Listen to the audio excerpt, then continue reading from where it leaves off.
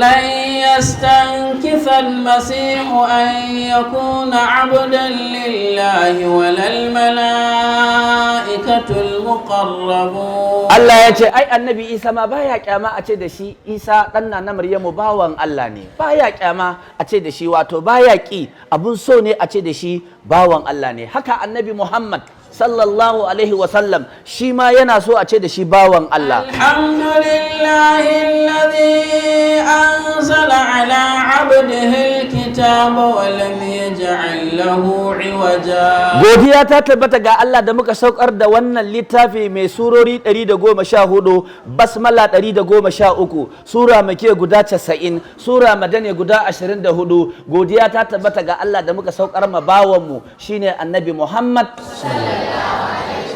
سبحان الذي أسرى بعبده ليلا من المسجد الحرام إلى المسجد الأقصى إلى المسجد الأقصى الذي باركنا حوله لنريه من آياتنا إنه هو السميع البصير.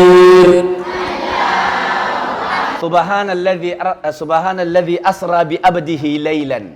Sarki ya tabbata ga ubangiji da ya tafiya da annabi Muhammad daga Makka zuwa Baitul Muqaddis. Daga nan aka tashi thumma urija bi ila sama'i, sannan suka tashi da mala'ika Jibril. A wani ruwaya ga Jibril ga annabi Muhammad suna tattaunawa, manzon Allah yana kan wani dabba ko kuma manzan Allah yana tafiya akan girgije, ga Jibril yana ɗebe masa kewa. Duk da za ku ga maganganu na malamai, wannan ba abin da nake so na faɗa ba. Abin da nake so na faɗa, tsarki kowa yana so a ce da shi bawan Allah kai tsaye. To duk wani bawan Allah